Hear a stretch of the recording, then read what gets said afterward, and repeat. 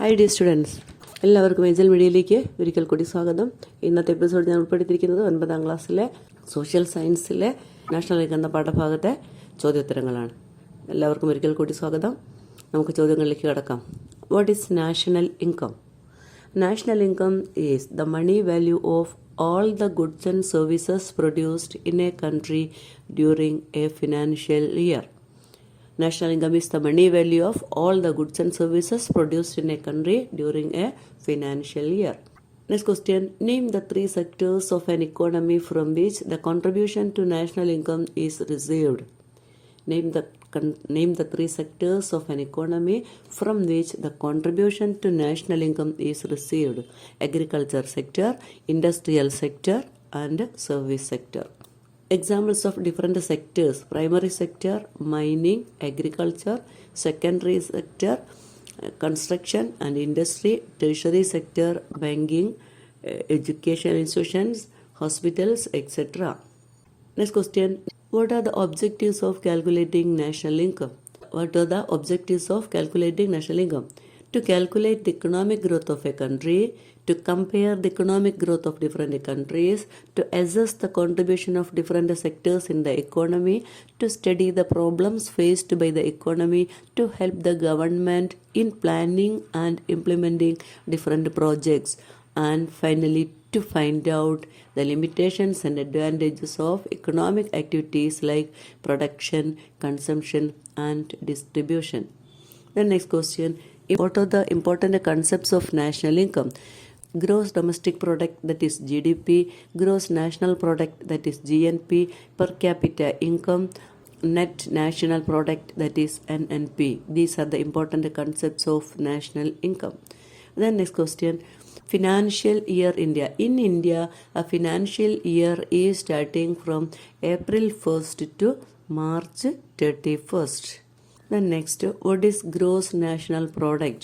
Gross national product is an important concept of national income. It's calculated on the basis of the final goods and services produced in a country. The products that are available for consumption are called the final product. For example, we manufacture shirts using raw materials such as cloth, thread, and buttons. Here the shirt is the final product for consumption.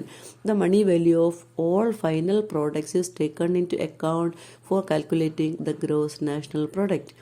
While calculating the money value of the shirt, the value of raw materials such as buttons and clothes are included.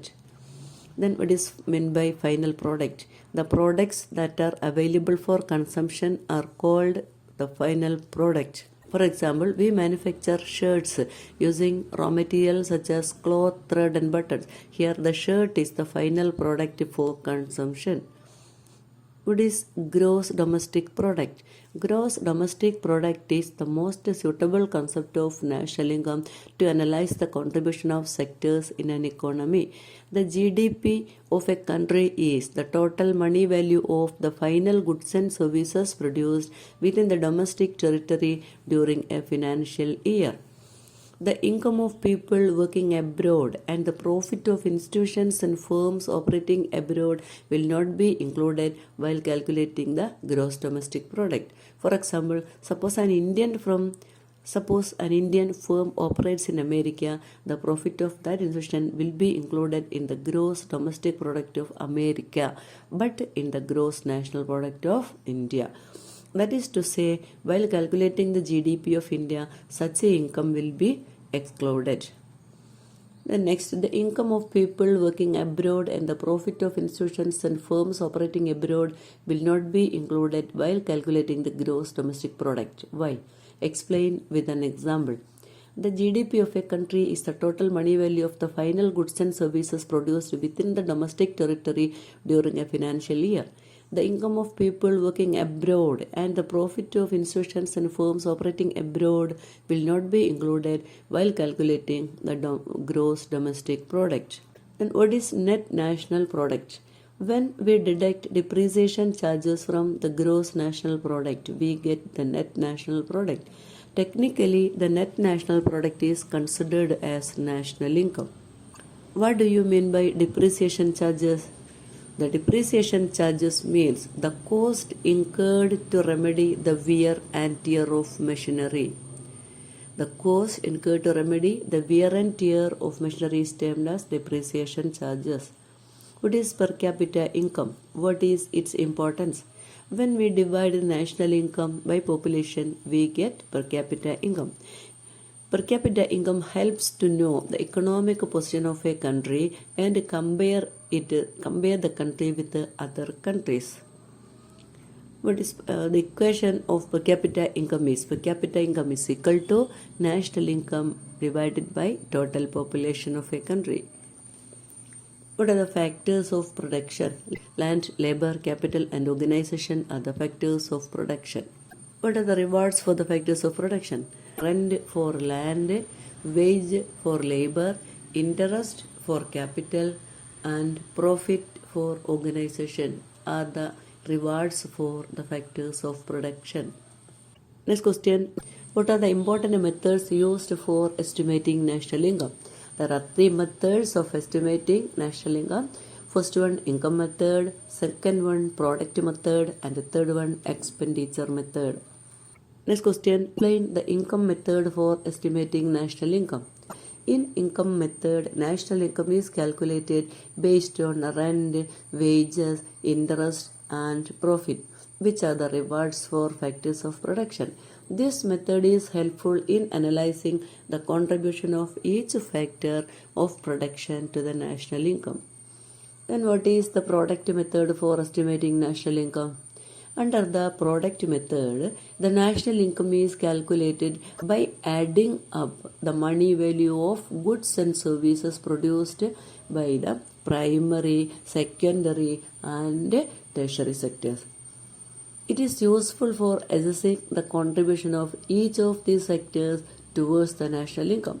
It is also used to analyze which sector contributes the most to national income. The next question. Write short note on CSO. What is CSO? CSO, Central Statistical Office, is the official agency that estimates the national income of India. The estimation is done mainly for the purpose of planning and development activities of the government. It also helps to understand the nature of the employment sectors and the types of employment the people are engaged in. In India, we make use of the product, income and expenditure method for calculating national income. What are the functions of the Central Statistical Office in India? The Central Statistical Office, that is CSO, is the official agency that estimates the national income of India. The estimation is done mainly for the purpose of planning and development activities of the government.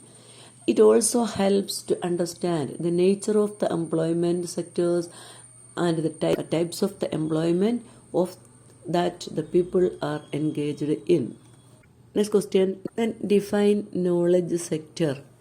The knowledge sector is the sector which efficiently uses knowledge and technology to attain economic growth. The knowledge sector is a sector which efficiently uses knowledge and technology to attain economic growth. Next question. Points out the factors forming basis of knowledge economy. Point out the factors forming basis of knowledge economy. Education, innovation, information and communication and technology. All these are the factors forming basis of knowledge economy. Next question. Then prepare a note on intellectual capital. Intellectual capital is the collective knowledge of all the people in an enterprise or a society. It's an invisible asset. Next question. Today, as a part of the treasury sector, growth of services based on knowledge is happening on a large scale. Substantiate this statement. People giving expert advice on shares and taxes, software experts, etc. are part of this knowledge sector. top business executives, researchers, scientists, expert policymakers, economic experts, etc., strengthening this sector. The government also gives priority to the development of the knowledge sector. Initiatives of the government of Kerala like Info Park and Technopark are examples for this. The next question, India has achieved immense progress in information and communication technology. There are some favorable factors which can help India grow further in this sector. What are they? Human resource, including technical experts who are well versed in the English language, wide domestic market, strong private sector, development of science and technology, favorable attitudes of the government, increase of foreign investment, better employment opportunities. All these are the favorable factors which can help India grow further in this sector. Next question, which among the following is not included in national income? Options: A. Services of teachers, B. Services of migrant workers, C. Services of housewives, D. Services of domestic servants. Which among the following is not included in national income? The correct answer is services of housewives. Services of housewives are not included in national income. Services of housewives are not included in national income. Next question, which among the following concepts of national income considers domestic territory of a country? Options A. GNP, option B. GDP, option C. Per capita income, option D. Net national product, NNP. Net national product, NNP. The correct answer is GDP. Write a short note on the knowledge economy and India. The knowledge sector is the sector which efficiently uses knowledge and technology to attain economic growth. Today, modern technology and information and communication possibilities have grown and developed into knowledge economy. Education, innovation, and information and communication technology form the basis of knowledge economy. In knowledge economy, production and consumption of intellectual capital take place. The next question, write limitations in estimating the national income of India. Lack of reliable statistical data creates difficulty in estimating national income. There is a chance of calculating the money value of goods and services more than once, that is double counting, while they pass through different stages of production. Third point, services of housewives is not concluded in national income. Fourth point, the production of goods for self-consumption is not included in the estimation of national income. Example, vegetable garden at home. Next point, ignorance and illiteracy of the people create problems in collecting statistical data. Next point, the practical difficulty in assessing the money value of services impede the correct estimation of national income. Next point, consumers seldom maintain records of expenditure incurred by them. All these are the important limitations in estimating the national income of India.